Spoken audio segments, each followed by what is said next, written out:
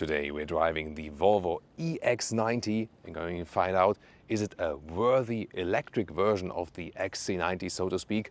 Do they have anything in common technology-wise? And can they conquer especially the Northern American market with this one here? Everything you need to know with Thomas Nautical in 4K, full screen, full length. Let's go. Front here closed, all the way EV look. Vapour grey is this very vehicle color. We also have a sand dune color here for you too, which I also find pretty cool. Then the headlamps here in this typical Volvo design, but now a little bit more segmented in this more modern look. And here the daytime running light continues in the lower part, vertical. This is then where the turning indicator appears indeed. This color here, by the way, it's not a matte color, but it appears to be a little bit matte, so to speak. Then the length here, 5 meters and 4 or 198 inches. So for European taste, a full-size SUV, for US taste, a mid-size SUV. 5, 6, 7-seater options. US 6 and 7-seater will be standard. In Europe you can get a 5-seater. In Asia you will soon also get a 4-seater with executive seating. So different setups for different markets. Soon more to the interior. Wheels 22, maximum 22-inch. These are also the biggest 22-inch. And very interesting here with this white contrast and also these aerodynamic inserts. Then you have a standard suspension from the low trim levels and optional a 2-chamber 1-valve air suspension. It's also equipped with this very vehicle here. You also have some settings on the infotainment system. We'll talk about that when we drive it very soon. Then towards the rear we have the typical vertical orientation of the lamps here for Volvo.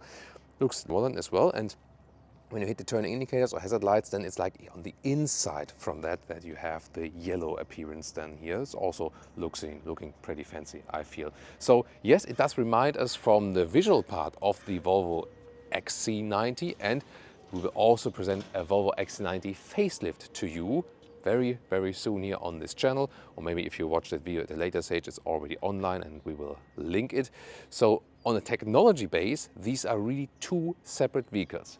This is the all-electric one, the EX90, and the Volvo XC90 with plug-in hybrid and mild hybrid petrol engine.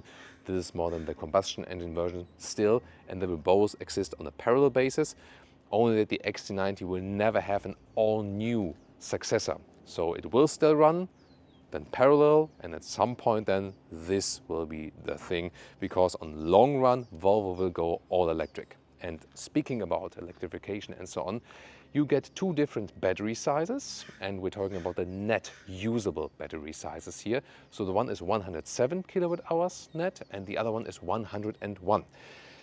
And then you might ask yourself, wait a minute, for 6 kilowatt hours difference between two different battery sizes, that doesn't make any sense. You know, why would they put this effort? And for the customer it's hardly any difference, honestly. And this has a regulatory issue, because in the EU you need to be under a certain weight threshold to register this car as a normal passenger car.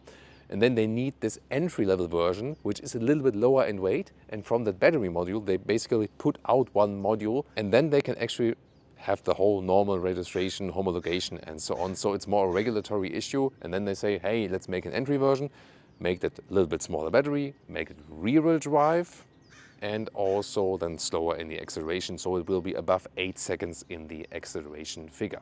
And then we have, for example, this version here with all-wheel drive. So it's then one electric motor in the rear, one electric motor in the front, and then you're either below 6 seconds or below 5 seconds, even in the acceleration figure, to 1 kilometers an hour or 62 miles an hour, when you have the performance version, which we also have here. The performance version is just a software tuned thing, and then you have 1 second quicker in the acceleration figure. And of course, we'll also accelerate this one out here for you very soon. Always in the video description, in the comments, also mark it. We also have all the facts and figures condensed for you if you want to read them later on. Charging port is on the other side. In both cases, the battery size are not too different. Yes, they have a little bit different peak of 250 or 235 kilowatt, but it will both be 30 minutes, 10 to 80% state of charge, then at a quick charging station. Of course, these are then the optimum figures. I heard that here, especially on the like US market, it's sometimes a little bit harder to find these really high power fast charging stations. In Germany we have a couple of these, yes, but these are always like the optimum conditions. Realistic range and we'll update you with a concise test consumption also after our extensive drive, then later on, once again, towards the end of our video. It always depends, of course, on the outside temperature and so on. Heating the battery, there is a heat pump standard, yes, but when it's really cold, it takes a lot of energy to bring the battery to the optimum temperature.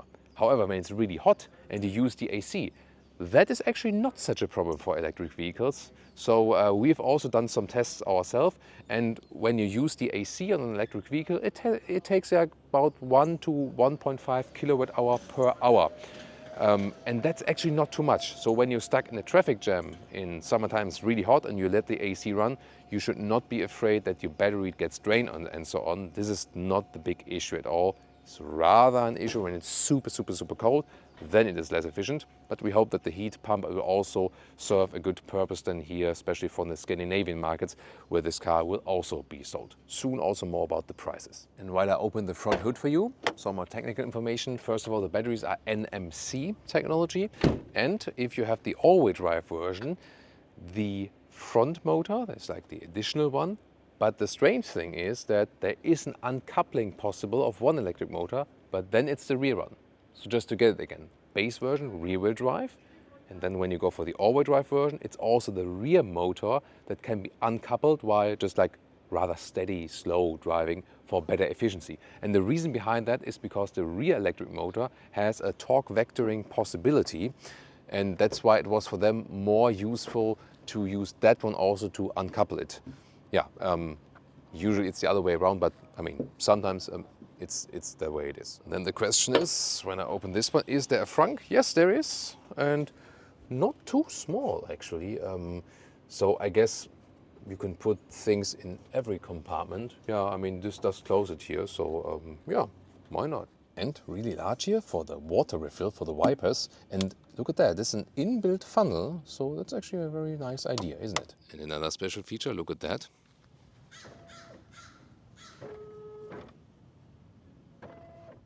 So the headlamps are being hidden behind the daytime running light. That looks really cool. Do I find this feature cool and useful? Well, it looks cool, but I think it is prone to failure, basically. So I think it is an overcomplicated technology, so I'm not a big fan of it, you know what I mean? And technology-wise, by the way, LED, optional matrix LED then on the options list here for the main headlamp unit. And look at that in the top part. If you wonder, is it where you have like a taxi sign or Uber or Lyft or something? Maybe your personal name or something, or maybe like a slogan. Well, they have the slogan like Volvo for life, but why do they have the slogan right here? Because this is here another sensor type. This is the LIDAR, so the laser sensor. And you know, Elon Musk has the philosophy that they say, hey, we get rid of all the ultrasonic sensors, we do camera only, because he personally thinks you only need cameras. In reality, it's just cost savings.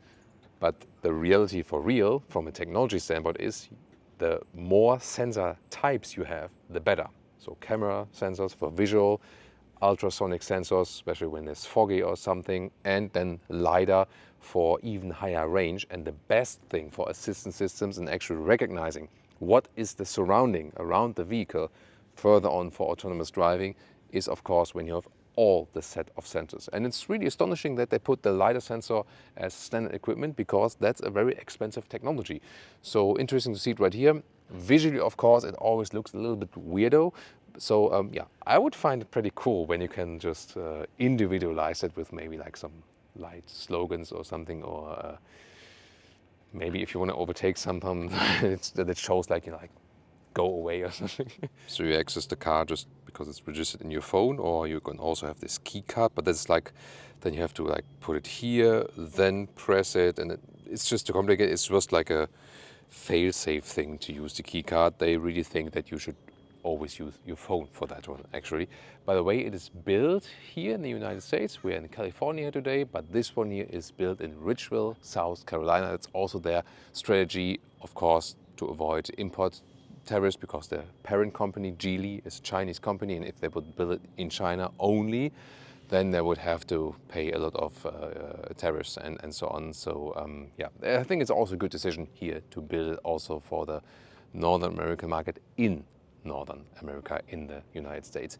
Later on, they will also build in China, but then just for the Chinese and the other Asian markets. Let's take a look here at the door. I would say it's okay, the door closing sound, nothing special. When you press your thumb here, by the way, these door handles here, they're then more or less flush, they fold in. Then you just hold your hand here and they come out. Then rear door closing sound. That's more solid. We had a couple of cases of that where it was actually better that way, right? Then inside of the doors, we have here a leatherette, also with contour stitching. Then you have two different sound systems. There's like the high-end Bowers and Wilkins sound system. Then for the window levers here, so this is like the front one, and then you press it here. And then you switch to the rear one. That's how it's working. And the lower part of the door, this is also covered here with the leatherette, so that's a good thing. So not only black plain plastic, just the outside part right here. And then EX90 entry badge. And which is also special here at the inside of the door. This is a new QR code, and you can scan it with your smartphone, and that will be mandatory by 2027. They already have it here as a first manufacturer. When you scan it with your smartphone, it tells you all the different battery components and where they're coming from and so on. So it's another good transparency thing, actually. Then cockpit here, steering wheel. This is also an animal-free material. Really good quality, feels nice. These buttons here are capacitive. You see here is one whole button field. We have that hashtag capacitive BS because I prefer real buttons, but at least they do give you a feedback here, definitely. And yeah, see here, this is also the volume control, for example. 3 different seats. These here are the fabric seats with a 30% wool share, 70% then of the fabric from recycles. So this is one solution here. Depends on what you like. So the alternative would be a high-grade leatherette, which is, I think, looks also pretty cool. Either completely closed, or that one, the high-grade leatherette, the Nordico, is also available perforated together with a cooling function, with active cooling. And that's why I also would go for the Nordico high-grade leatherette. It is the softest material. At the same time, you have the active cooling, so you're both fine in winter and summertime. And to me, it's also a little bit more comfortable than the fabric seats here, but the ergonomics itself is actually pretty good. These here are rather firm, the seats, you know, from the bolstering, I would say. You can lengthen here the top, this top form here. Yeah, so overall, typical SUV seating position. It's also pretty much comparable to a Volvo XC90. And by the way, they also use more recycling materials in this vehicle. Even the Nordico high-grade leatherette seats, they contain a bio share from pine oil and also recycled materials. And headroom here with 189, 6'2", still some headroom left, although this one here is then this panoramic roof. You cannot open it, and there's also no electrochrome function and so on. What you can order in the configurator is like a hardware cover you can clip into the inside of this glass roof. Might be a solution for really, really hot states. G-Class 63 AMG in the similar color spec. Would you rather go for that one or choose the Volvo EX90? Tell me in the comments. And now we arrived with the cockpit overview, and it's really beautiful and really clean Scandinavian atmosphere here with a matte real wood. Beautiful in this really bright trim. I love that. Of course, different stylings are available. And then the leatherette cover is also soft and plush. So it has a very nice first impression. 14.5 vertical screen layout. Also pretty clean, minimalistic. This is where you switch the gears. Here for drive, reverse like this. You also have the camera system, and P you press here on the left side. So good to have still store columns. And also a small 9-inch digital instrument cluster. Soon more details to that in the driver POV. Then we have the middle console here, once again with the soft leatherette here. Yeah, it's also really nice for your elbows. So sometimes these areas are too hard, and that's not good for traveling, but this is really, really cool. Well attached. Open this one, more space underneath. There is this split here, however, I'm not sure. Yeah, maybe it's, for some it's maybe too deep. I don't know. Now we can see. Yeah, there we go. So, and then We have here once again this wood atmosphere. You can slide this one open for adaptive cup holders. They are nice. And here for the volume you still have a manual interface and also this play pause button. Inside you also have this honeycomb structure that's beautifully done. And in front, inductive charging pad, and this also cooled. That's a good thing because then the phone cannot overheat that easy. And here in the front we have USB-C chargers if you prefer cable charging, and more space right here. And does it work here with the sun visors, or the sun blinds? Yes, it does work. You can extend them for long highway travels depending on where the sun is coming from. And it's a really long extension here. Although in that case here, usually we have like this small arrow symbol. You have maybe seen on our channel already, but this time they didn't use the arrow symbol. But yeah, at least when you watch our videos, you know that this vehicle is capable of that. Driver POV, here once again the buttons at the steering wheel. This one, for example, changes the digital instruments. I mean, the feedback is quite good from the buttons, I have to say that. And also the visualization on the small digital instruments cool. And they move together with the steering wheel, actually. Then you also have a head-up display right there. There we go. And if we move over then to the infotainment system, so vertical style, the climate unit is in the lower part right here. And that means, and this is strange, before you could just like minus, plus, or blue and red. And now you have to click once. And then you have the pop-up menu, and then you go for plus, minus, and yeah, for everyone who uses it to change the climate here while driving, that's not a good solution, I feel. Here it's relatively easy for the steering wheel heating and for the seat heating, however, that's okay. Yeah, but once again, physical climate dials are always better, I feel. And then this two-step atmosphere, I think, is not that clever here. Yeah, thank you, Leah, for putting the climate off. It's better for the sound, definitely. And then in the lower right, these are all the vehicle settings, for example, to deactivate the lane keeping assist and so on. The visualization of the screen is amazing. Also the quality here, for example, and also of the satellite view. Yeah, best greetings to all our viewers from California, especially here today, and of course from everyone from the US, because we're filming in the US here today. Google Maps inbuilt, Android automotive background, and then you have this main menu. You will also be able to fit Apple CarPlay at a later stage to this vehicle. It will come with over-the-air update. And then there's one more button called Glove Box, and Leah is showing that to us. Oh, wait for it. Ta-da! Yeah, that's how you unlock the glove box. And you might say that a manual, normal physical button in the glove box would be better. However, this solution is pretty clean from the exterior, and the advantage for that is when the vehicle is locked, no one can access the glove box when you break in and so on, unless the vehicle is on. And there is also a special hidden slot for the menu. That's nice. Ooh. Or for the phone. Charging planning with Google Maps here inbuilt.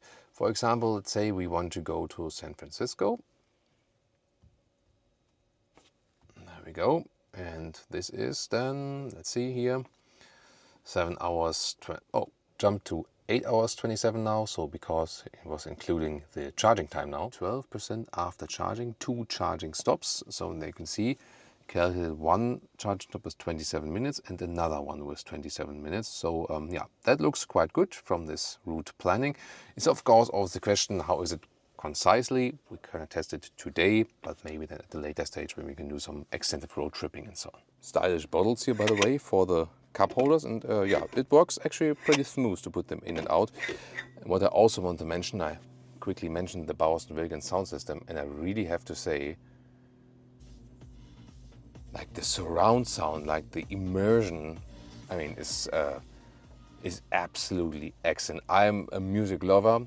Yeah, this really, it really touches you. It's can't describe how good it is actually. And what Leah also found out, there are no handles in the top there, neither in the front nor in the rear. And when Thomas is driving, you need it. That's a rumor, that's a rumor. Now it gets really exciting, and also my workout will start very soon here with the second and third seating row. First of all, rear doors, soft touch leatherette here, also on the back part. I love that build quality, also with the bright wood once again. Then you also have the button in here for the window levers. Let's check out, by the way, here. That's also, yeah, that's nice. dual insulation glass also for the rear doors, both front and in the rear. Here, can we see that with a dual layer? So that's very cool actually. And also at the rear doors from the inside is high-grade leatherette covering, so not just the black plain plastic. I like that. Then the rear seating area. So here you can move the seats back and forth, and this is like an individual split here, also the middle part just. Then to fold seats, you pull down this lever and then you would fold like this, and then you can see also the seat here is going down, and you fix it like this. Then you have to unlock it once again with this respective lever. There we go, and you see also that the head restraint automatically goes down. That's a typical Volvo feature, and there we go to pop it up again. The middle seat here, by the way,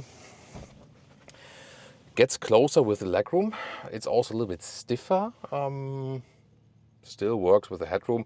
Not the most comfortable, but it works.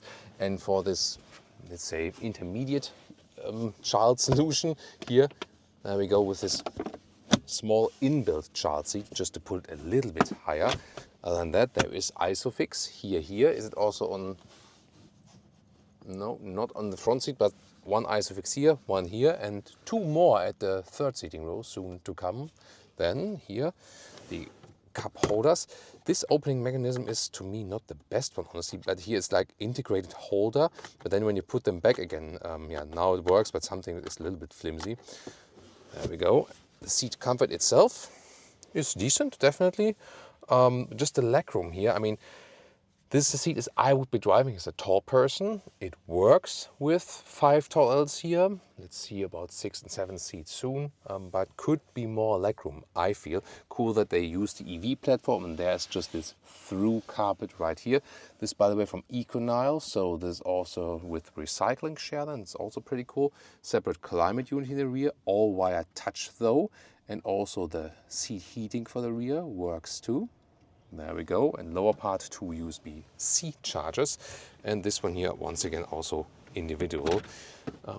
Here with this lever I can, by the way, also adjust the angle more backward or more upright like this, so it's already very versatile right here. And then here when I pull this lever here, this then the entry function for the rear seats. Here it goes a little bit up and then you slide it forward a little bit.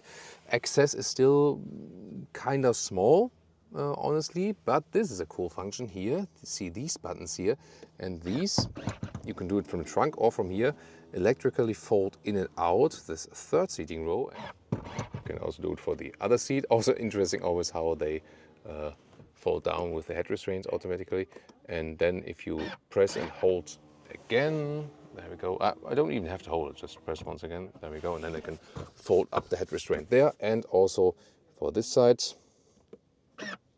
there we go. Sometimes it needs second or third press. So like this, and then we have this third seating row again. Interesting solution here, by the way, to have this cover that, especially when the children are back there and they play with something, it cannot fall underneath that quickly. So good to have this cover, but at the same time you can open it again if something fell somewhere like this. And then I've moved this bench part here now a little bit more forward, that I could still sit here. Then the question is, how much space do I still have back there in the rear end? I can maybe also climb from here. So there we go. Because, like, I mean, this opening is, it will work, but it won't be that large. But then here for the third seating row, switching the position, yeah, I have to crouch in there. It's definitely not for tall adults. Yeah, with my legs, I have to put them to the side. So you see here, nothing for tall adults. Also headroom-wise, yeah, maybe for a really short trip, but yeah, it's, for me, it's claustrophobic. Of course, not as everyone is as tall. You have ISOFIX here, that's good. So you can either use it for child seats, or then if people are not that tall, but then maybe don't need child seats anymore, like this area of height in between or something. So this, at least you're more flexible. And then you could also go for a 6-seater. They don't have a through bench, but 2 individual seats there in the front. Or on the European market, you could also go 5-seater if you don't need it at all and just want to have more trunk space underneath the cover. Then let's check out the trunk or the boot, also very interesting. Then cabin totally fits in easily, also when the third seating row is up. So that's the thing, we didn't have too much leg room, however, in the Volvo XC90 is also the same scheme like in the EX90. They go for a lot of trunk length. First of all, the width here is like 1 meter or 43 inches, and the length here, when the third row is up, is about, you know, like almost 60 centimeters or 23 inches. Underneath, there's much more space. Look at that, that's cool. This interior splitter, you can also completely remove, and look at the space you have then. So that's almost like Tesla Model Y size or Model X size underneath. So that's actually quite decent. And also the height here, this opening 77 centimeters or 30 inches. Now this one, as we've just shown to you, we can actually electrically fold them. Here, these capacity buttons, head restraints fold, go down like this, and also completely flat. Beep, beep, beep. And then the length here is almost 130 in meters or 51 inches. And that's really impressive. There you can see where the length went all. To fold this then, however, I have to go around and then use these here like this. And as we shown to you earlier, they also go full flat like here. And this is now 2 meters and 10 or 80 inches. So that's really full length. And more cool things. First of all, here in the lower part, you can lower the vehicle if it has the air suspension for better loading in and out. And then here, the buttons for the third sitting row, when you press them again, you can also higher them again from the trunk part. And you can also just like fold up the head restraints like this. And also inspired by the EX30 here, the Will It Fit sign. So that actually has the measures also. And interesting that the measures down there, they are a little bit longer than what I measured. And the reason for that is, the question is always like, do you measure up till here? Because you don't really know from the outside where is the hatch closing. But if it's closing here, obviously, then you can use this space here also for a couple of centimeters more. But it's actually a funny feature to have that here.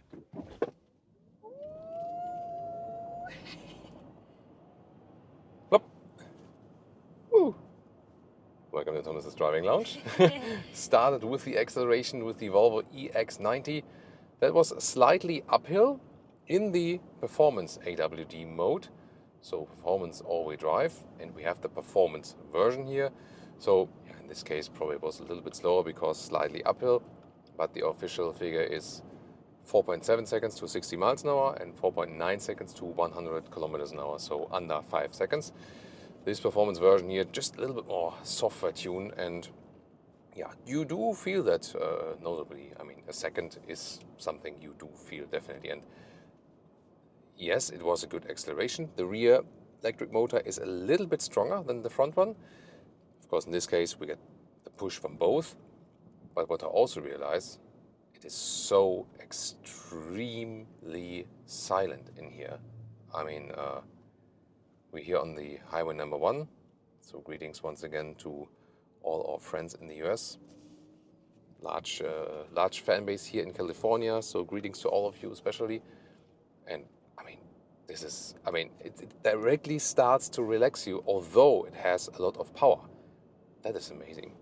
What is our expert on noise insulation saying to that? It's crazy. It's crazy, silent, right? yeah. Wow. Oh. I hope these officers are not waiting for us. I mean, I did not exceed the speed limit, so yeah, that's very important. Not sure who they were controlling there. It always looks impressive, right? The US police guys, they always look very impressive, very, very, very important. Thanks for your service as well. Then let's continue here with our review. I can't even believe we're going like almost like 60 miles an hour, 55 miles an hour. Wow. That's incredible. So I didn't expect it to be that silent and that refined. So also if you compare it to, we recently had the Volvo XC90 pre-facelift. Of course, soon you'll see the Volvo XC90 facelift, or if you watch that review at a later stage, it's already online. And this is miles between this and the Volvo XC90 as for the noise insulation. So our initial question, exterior, interior, was like, is it a worthy EV successor in a way?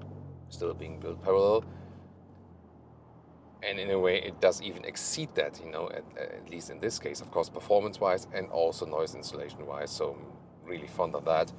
You have different possibilities also to switch things here around in the driving modes and interior and stuff. and one of that is the one pedal driving. So at the moment, one pedal driving is active, and that means when I let go of the throttle, there is immediate deceleration. I can also turn it off, so when I then just lift my foot, I'm just rolling, and then I do the recuperation with the brake pedal. It is not that one is actually more efficient and the other is less efficient. It's just a different way of driving, and what you are getting used to and maybe what your co-driver is getting used to. And I mean, if you are really soft with throttle, then you can also make the one pedal driving work, and it's cool for the passenger. Sometimes you have to get used to it. And then there's the third setting, it's like auto, and this then, for example, when there is a vehicle in front of us, then there's recuperation, and when there's no vehicle in front of us, yeah, there's just rolling. And oh, there's like a... He likes it louder. Yeah, he likes it loud, yeah. Indeed. So steering here, we first start with a soft setting. And yeah, I mean, it's very easy to steer, very nice to ease it around in the parking lot and so on. It is not the most connected feeling, I would say, but also not the most disconnected one. So you feel that they have made it extra light for you, and that's totally fine, you know. And we're still in the AVWD performance mode. Like a quick sprint from 50 kilometers an hour to 65. Wow. Plop, that's it already. So you immediately get the push from that. That's pretty cool. And for more efficient driving, I would now deactivate the performance mode, and when, for example, not so much acceleration is being used, then the car can uncouple the rear electric motor, as I said earlier, for more efficiency. Very interesting system then that they put the rear electric motor, although this is like the main electric motor, but they had their reasons for that, especially like with the torque control and so on. So you can get a little bit more efficiency out of the car as for that. And speaking of that, so just to control it once again, we can just reset here the trip meter. So that's a good thing to do, because we had some like a lot of acceleration in there, which maybe usually you don't do in that kind of way. Push the Yeah. home button and then you... Ah, yeah. Oh, okay. Thank you. So, yeah, Leah is just quicker with all these texting. So yeah, I'm the old guy always asking for climate knobs and stuff, and she's like, "Oh, this, and then how did you do that?" You know, it's like, yeah, maybe I don't know. Maybe I'm just too old school car nerdy for some of the stuff. As for that, yeah, I don't feel too old though. That's fine. So once again, 65 miles an hour, so that's a 110 kilometers an hour. Extremely silent here, so relaxed. That's just awesome, and we can show you more of these driving features. Maybe not ideal to do that all while driving it, so I would not recommend it, but Leah can help me with that. Yeah, here the settings, thank you, and then driving. So then view all, yes indeed. So here you also have another view of these one pedal driving things, and steering feel you can set to firm. So there you have a little bit more feedback. I do like that, so it's a good idea if that's too soft for you.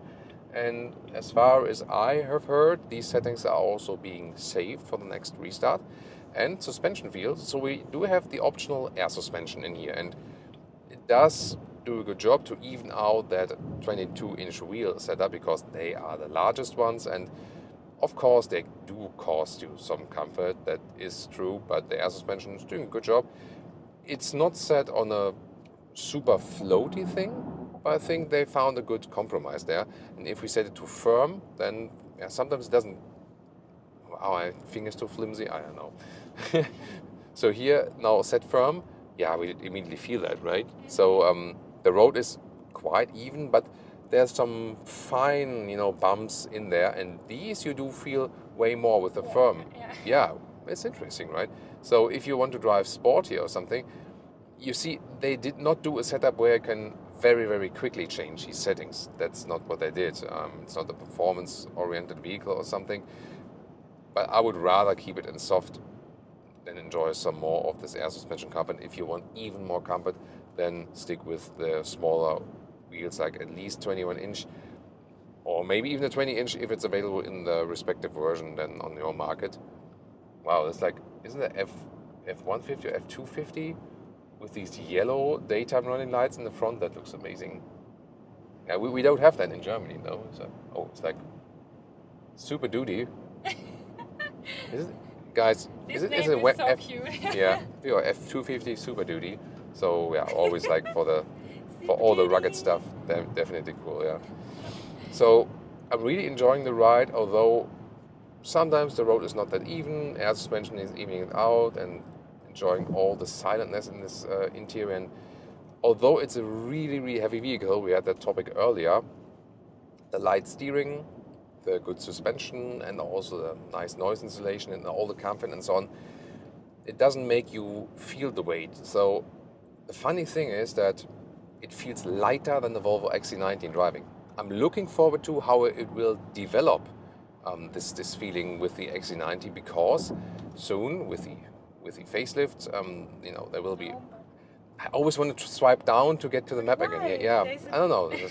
Sorry, I have to learn that, definitely. Yeah.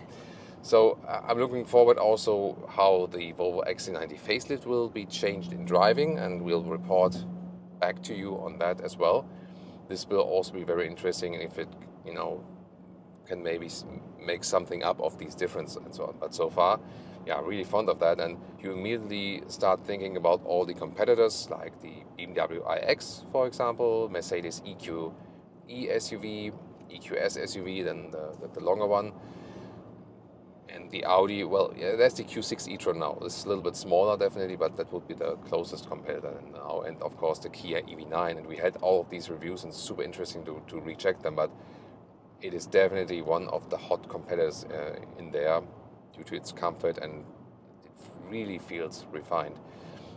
I like to change the temperature in an easier way, definitely while driving. So I always have to look way down, click it, and then click here plus and minus. So that's not my favorite thing. It's probably the thing that I like least with this vehicle.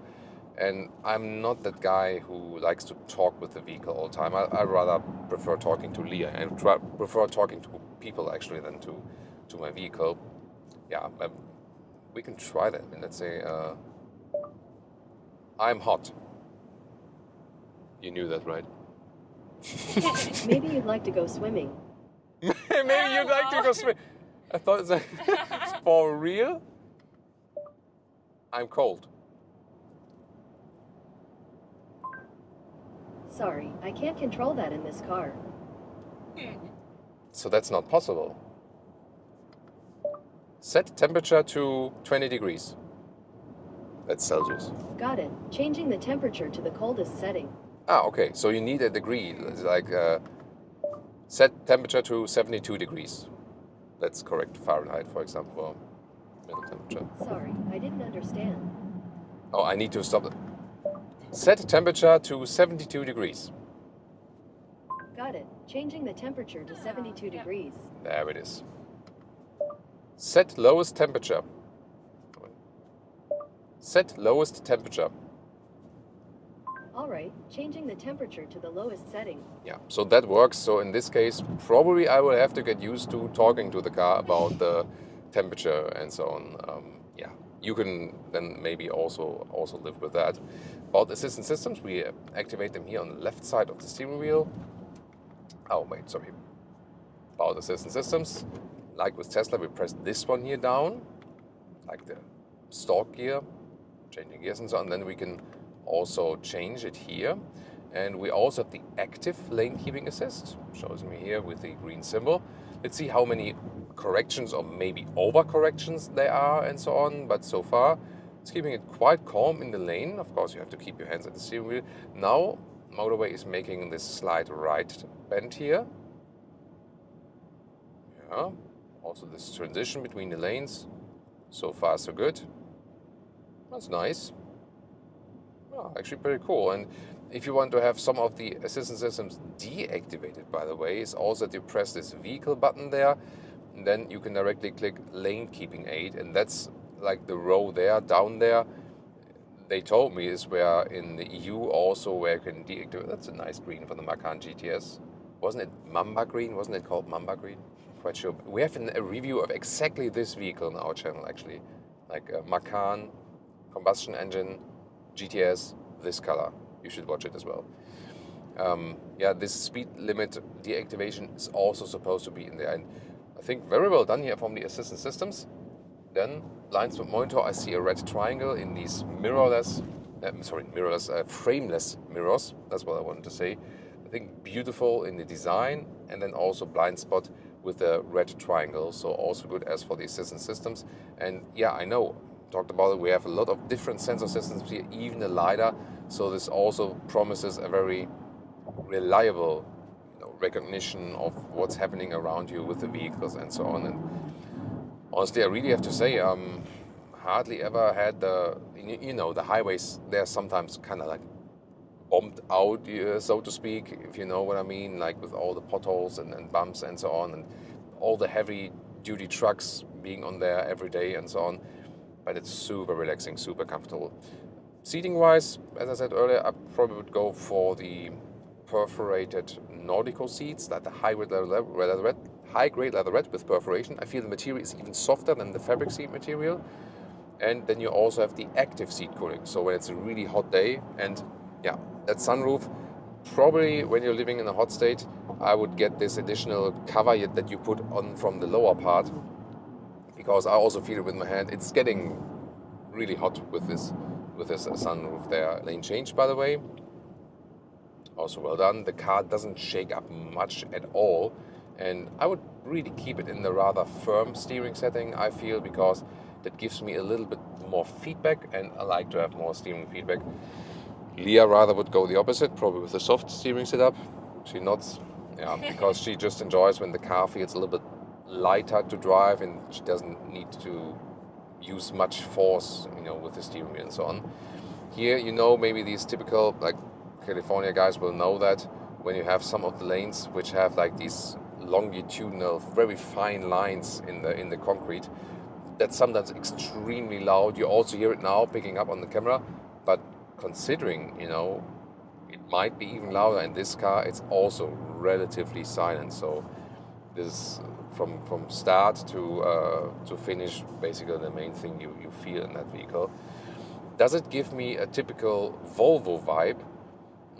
I would say these new electric vehicles add something very specific to it, and I feel that considering also past Volvo models, this one feels a little bit more agile and sportier than the combustion engine Volvos, which is a typical thing for the electric vehicles, because yes, the weight is higher on the one hand, but then again the center of gravity is really low in the vehicle, and that also helps with driving feel and so on. It has its physical limits, of course. When you're pushing really hard into a certain corner or something, then of course a non-battery electric vehicle will always be more agile, just because it has less weight. Can you also go for a rear-wheel drive version of this one here? Absolutely. If you don't need this additional acceleration power, it will also be quite efficient. Yes, a little bit less kilowatt hours capacity of the battery, but the car will be a little bit lighter, will be cool in handling, and yeah, can also of course be even more efficient, so you can make up for this some kilowatt hour difference then that you lose from the capacity and so on. Meanwhile, I have deactivated one pedal driving, by the way. To me it feels a little bit more that I'm used to drive the vehicle. Others say I drove with one pedal and that's the best thing. Leah's also a fan of one pedal driving, so she really says, like, when I just need to use one pedal, why shouldn't I do it? Yeah, that's probably once again the thing, like, how many years are you used to do something and how much do you want to keep it with your preference? But the good thing, it offers actually both. And now some more curvy driving. I also put the suspension feel now to firm, so this will help us here then a little bit in cornering. We have a beautiful road here, definitely. And it's really interesting that it feels nice and sporty. It is fun to drive. That is a very important aspect, definitely. And it is very well to control and also predictable, especially if you have decided for a specific recuperation system that you are most familiar with, actually. And once again, the impression that although it is really super, super heavy, it doesn't feel that heavy because of the whole silent suspension setup and so on, and also the steering feel. But here for these cases here, suspension firm and steering wheel firm is actually good. It's not that it doesn't work here with the soft suspension. And if I have opened that here like this, because Leah opened that for me like this, then it's easier to set. But honestly, to change these settings, to go deep in these menu while driving, not to be recommended at all. So it's probably also not what they really thought of. So they were thought of, hey, you set it up once and that's kind of it. Everything else is actually not safe enough. So I would probably just leave it with suspension feel soft, even if I from time to time drive sporty, because even if it's here in the soft setting, yeah, you can still drive with driving fun, no doubt about that. And I mean, all these cars here passing really close next to us, I hardly actually hear them once again because of the good noise insulation. So these are the things that surprised me most, how silent it is, and at the same time how good the handling actually is. And this is also because of the EV and also because of the very new platform. It's an interesting place to overtake. Okay, well, VW Jetta racing car for us here. Yeah, and here close to 60 miles an hour again. Very, I would call it like sovereign ride. I know this is not a word that you usually use for that, but I always use it to describe when it's a really convincing ride. It gives you confidence, it's very calm, and you know, yeah, it just leaves you satisfied and also with comfort. At the same time, you have enough power reserves to really hit it through. Should you maybe go for the rear-wheel drive version? I like rear-wheel drive cars, you know that. It's not that quick, at the same time it's also a little bit lighter. And yes, it does lose some kilowatt hours in the net capacity. At the same time, it is also the more efficient concept. Although we do have this uncoupling feature here, yes, of course, but maybe then the difference is not too large between all of these vehicles. And soon at the very end, I will also give you once again an update about our concise consumption on the trip we have shown you here on camera. Efficiency and real-world range. Today we could score some 18 kilowatt hours on 100 kilometers. So that's 3.5 miles per kilowatt hour in ideal conditions. So 60 miles, 100 kilometers an hour, or most of the time even less than that here on these roads. Also best temperature, so ideal conditions. So that is of course a great result. Range-wise means concise real range 600 kilometers or 370 miles, but only under these ideal conditions. When you go for like higher speed and so on, it will be more like 21 kilowatt hours on 1 kilometer, more like 3 miles per kilowatt hour. So even then at a little bit higher speeds, you can then calculate with about 500 kilometers or 300 miles, then you're actually safe, also when the conditions are not that great. Pricing starts around 80,000 euros or dollars, and if you spec the vehicle, high trim, all-wheel drive, you get close to 100,000. So not a widest margin between base and high trim. That's, I think, a good solution. It depends on the market which versions are offered also initially. If maybe some versions are offered at a later stage and so on, we have to take a look at that definitely. Is it now a worthy electric version of the XC90? I think definitely yes. It feels really premium, it's really silent on the interior. That's interesting. Look at that. There's a Volvo XC90, like the petrol one. Just you can see that here. It's the same color, basically. So that's a perfect scene, right? Thank you so much for this demonstration. That was not planned, by the way. This was pure coincidence. Seriously, but great coincidence, right? And perfectly fitted to my moderation. So yeah, I think both will have, you know, still place to live, because if you have a charging infrastructure, this might just be the thing for you. And if you don't have any charging infrastructure possibility, or that's a problem in your country or the neighborhood where you're living, then you can go with the XC90. Facelift will be out on our channel. And yeah, with plug-in hybrid and mild hybrid drivetrains, everything you need to know about that. And yeah, as it is here in the Vapour Grey, or also sand dune color, also very beautiful from the exterior and so on. Or maybe another competitor.